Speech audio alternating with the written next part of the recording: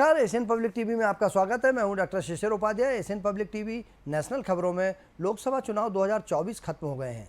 4 जून को आए चुनावी नतीजों के बाद नरेंद्र मोदी तीसरी बार देश के प्रधानमंत्री बने हैं। सरकार का गठन होने के बाद ही मंत्रियों को उनके मंत्रालय भी सौंप दिए गए। इसके पहले 4 जून को आए चुनावी नतीजों में 240 सीटों के साथ भाजपा सबसे बड़ी पार्टी बनी है। हालांकि पार्टी को पश्चिम बंगाल में तगड़ा झटका लगा है। उनकी सीटें 2019 में 18 से घटकर 12 हो गई हैं। बंगाल में भाजपा के प्रदर्शन पर तृणमूल कांग्रेस लगातार हमलावर है। इस बीच तृणमूल कांग्रेस के नेता अभिषेक बनर्जी ने कहा है कि चुनाव के नतीजों ने भाजपा के अहंकार और ईमान को धूल में मिला दिया है।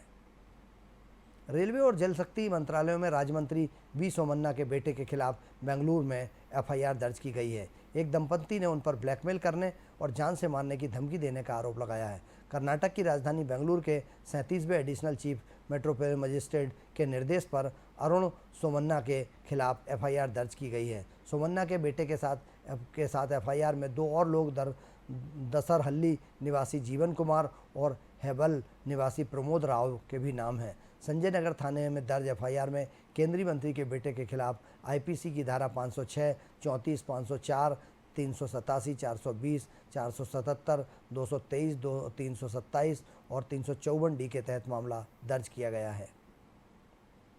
अपने बयानों के लिए विवादों में रहने वाली लेखिका अरुंधति राय समेत 2 लोगों के खिलाफ आतंकवाद निरोधक कानून यूपीए के तहत मुकदमा चलेगा। दिल्ली के उपराज्यपाल बीके सक्सेना ने अरुंधति और पूर्व प्रोफेसर डॉक्टर शेख शौकत हुसैन के खिलाफ मुकदमा चलाने की मंजूरी दी है।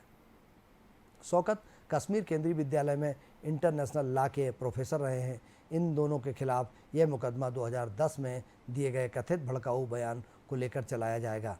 चर्चित बुकर प्राइज से सम्मानित हो चुकी अरुंधति पर माओवादियों के समर्थन का भी आरोप लगता रहा है। पश्चिम बंगाल के राज्यपाल सीवी आनंद बोस ने राज्य सरकार पर आरोप लगाया है कि वह हिंसा से पीड़ित लोगों को राजभवन में प्रवेश नहीं करने दे रही है। उन्होंने चुनाव के बाद हुई हिंसक घटनाओं को लेकर तृणमूल कांग्रेस सरकार की आलोचना की है। कहा है कि पश्चिम बंगाल के कुछ इलाकों में मौत का नाच हो रहा है और मुख्यमंत्री संविधान की अवहेलना नहीं कर सकते। पश्चिम बंगाल पुलिस द्वारा भाजपा और विधानसभा में विपक्ष के नेता शुभेंदु अधिकारी और हिंसा से पीड़ित लोगों को राज्यपाल आवास के आसपास धारा 144 का हवाला देते हुए बोस से मिलने के लिए गवर्नर आवास में प्रवेश करने से रोक दिया।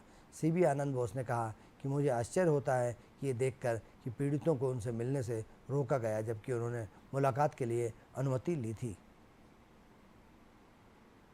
रिकॉर्ड मतों से रायपुर संसद चुने गए मंत्री बृजमोहन अग्रवाल का विजय जुलूस राजधानी रायपुर की सड़कों में निकला। इसे विजय आभार रैली का नाम दिया गया था। छत्तीसगढ़ में सबसे बड़ी जीत दर्ज करने वाले सांसद बृजमोहन अग्रवाल का विजय की शुरुआत मां बंजारी मंदिर राभापाटा बिरगांव से हुई। इस विजय जुलूस में बृजमोहन के साथ ही पूर्व सांसद सुनील सोनी, विधायक राजेश मूणत, अन्य लोग शामिल थे। रायपुर लोकसभा सीट से बृजमोहन अग्रवाल 5,75,285 वोटों से जीते हैं। वे देश के टॉप 10 विजेताओं में शामिल हैं। बृजमोहन अग्रवाल के इस विजय जुलूस को विजय आभार रैली नाम दिया गया था। यह रैली शहर के विभिन्न रास्तों से होकर लोगों के कौतूहल का विषय बनी रही। इस दौरान बड़ी संख्या में उनके समर्थक और कार्यकर्ता मौजूद थे। भारतीय सेना की ताकत में बड़ा इजाफा हुआ है। उसे स्वदेशी ड्रोन नागास्त्र 1 की पहली खेप मिल गई है। इसमें सेना को 120 ड्रोन सौंपे गए हैं। इस खबर से ही पाकिस्तान और चीन की नींद उड़ गई है। नागास्त्र लोइटरिंग म्यूनिशन ड्रोन है, यानी एक प्रकार युद्ध में इस्तेमाल किए जाने वाला मानव रहित वाहन। इसे विस्फोटक ले जाने और टारगेट मिसाइल की तरह दुश्मनों पर हमला करने के लिए डिजाइन किया गया है। यही वजह है कि इसे आत्मघाती ड्रोन सुसाइडर ड्रोन्स कहा गया है। सेना को नागास्त्र ड्रोन को मिलने के बाद उसके लिए दुश्मन के घर में घुसकर एयर स्ट्राइक करना आसान हो जाएगा। नागास्त्र ड्रोन एक खासियतों और उनकी ताकत के बारे में नागास्त्र एक drone solar industry economics explosive limited ने बनाया है। सेना ने इस कंपनी को कुल 450 नागास्त्र ड्रोन बनाने का ऑर्डर दिया था। हालांकि अभी 120 ड्रोन ही ईईएल ने सेना को सौंपे हैं।